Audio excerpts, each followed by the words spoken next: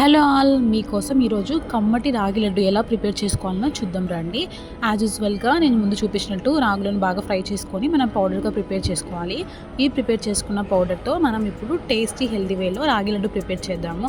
First ప్యాన్లో గీ వేసుకొని గీ బాగా హీట్ అయ్యాక గీ తీసి పక్కకు పెట్టుకోండి. అదే ప్యాన్లో జాంగ్రీ పౌడర్ వేసుకొని బాగా మెల్ట్ అవ్వనివ్వాలి.